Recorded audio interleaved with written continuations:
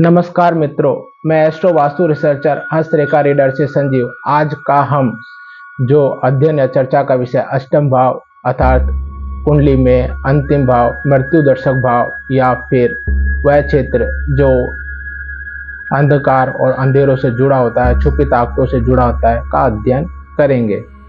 जातक का यह स्थान मृत्यु दर्शक भाव के रूप में जाना जाता है। अतः जातक से संबंधित बीमा विभाग, पुश्तैनी विरासत का वारिसाना हक, ग्रेजुएटी या उसकी मृत्यु के पश्चात होने वाले आर्थिक लाभ का अध्ययन इसमें हम कर सकते हैं, या उससे जुड़े हुए विभाग या उससे जुड़े हुए क्षेत्र में जातक का व्यवसाय या व्यवहार होता है। जातक की प्रकृति है जिसका अध्ययन मुख्यतः हम इस प्रकार कर सकते हैं कि जातक डरपोक, कामचोर, पछतावा महसूस करने वाला, छुपे कारोबार या छुपकर किए गए कार्य करने वाला होता है। जातक का स्वास्थ्य संबंध मुख्यतः प्रजनन और मल त्याग अंग और नशा रोग पीड़ित होता है। इससे संबंधित उसे रोगों का सामना करना पड़ता है। जिन क्षेत्रों में अष्टम भाव से हम चर्चा कर सकते हैं उसमें जातक की फीमेल में महामारी और प्रसव की स्थिति से संबंधित क्षेत्र काम आते हैं। साथ ही जातक को छुपे यौन रोग जैसी समस्याओं का सामना करना पड़ता है।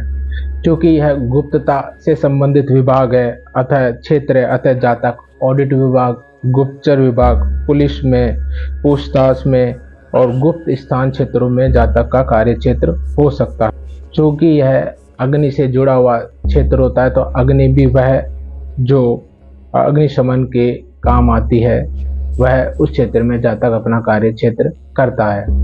क्योंकि अष्टम भाव उत्सर्जन से संबंधित है, तो जातक उत्सर्जन से जुड़े हुए या साफ सफाई से जुड़े हुए क्षेत्रों में काम करना या उसका कार्य क्षेत्र होता है, जिसमें मल निस्तारण विभाग जिसे सीवरेज बोलते हैं, या सफाई विभाग, या फिर जो कि इसमें डॉक्टर्स आते हैं जो सर्जन, नाई, जल्लाद भी कार्य क्षेत्र इसमें शामिल होते हैं। इसके साथ ही जो कि यह मृत्यु दर्शक और जो कि समुद्री से वृश्चिक से प्रभावी होता है, अतः जहरीली क्षेत्रों में काम करने वाले क्षेत्र और अपने जहर देना और जंगली जहरी जानवरों पर रिसर्च करना से अधिक जुड़ा होता है। इसके साथ ही यह हथियार बनाने वाला, हर तरह की हानि, नैतिक पतन, अपमान, असहनीय सजा से जुड़े हुए व्यवहारिक गुणों को भी प्रदर्शित करता है।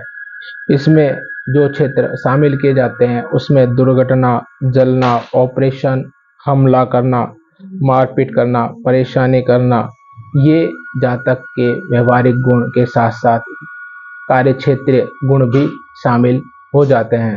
अर्थात जातक इन क्षेत्रों में अपने कार्य कुशलता या कर्म क्षेत्र को निर्धारित करता है, अपने व्यवहार को निर्धारित करता है। इसके साथ ही अगर हम इसे वास्तुशास्त्र में देखें तो अष्टम भाव से तात्पर्य जातक के नैऋत्य कोण के आसपास के क्षेत्रों से होता है। हस्तरेखा में यह क्षेत्र आपके बुध की अंगुली और सूर्य की अंगुली के मध्य माना जाता है, जहां से हम जातक की प्रसिद्धि, उसके मान सम्मान का विकास निर्धारित करते हैं। यह क्षेत्र सूर्य पर्वत और बुध पर्वत के मध्य का क्षेत्र होता है, जहां से जातक के अष्टम भाव अर्थात मृत्यु के बाद की गति का भी निर्धारण किया जाता है।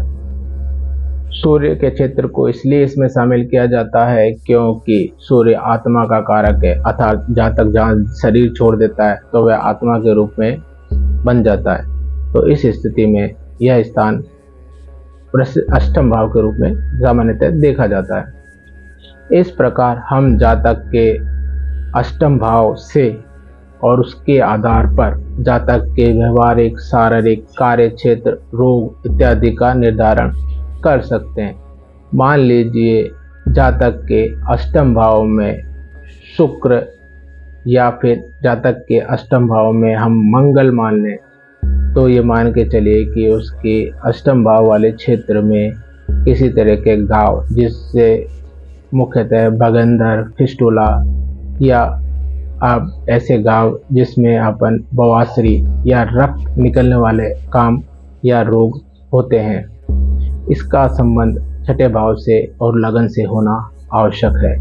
यह क्रिया जब भी संभव है जब जातक की महादशा स्वामी, अंतर्दशा स्वामी इस भाव से जुड़ रहे हों, अन्यथा यह चीजें नहीं होती हैं। इसी प्रकार हम जातक के संबंध में, उसके कार्य क्षेत्र के संबंध में, उसके बीमारी के संबंध में, उसके ससुराल से प्राप्त के संबंध में या धन के संबंध में हम अध्ययन कर सकते हैं। एक उदाहरण सिंपली कहते हैं, मान लीजिए सप्तम भाव का स्वामी अष्टम भाव में बैठा तो जातक की पत्नी अपने घर पर अधिक समय और उसके ससुराल में कम समय रहती है।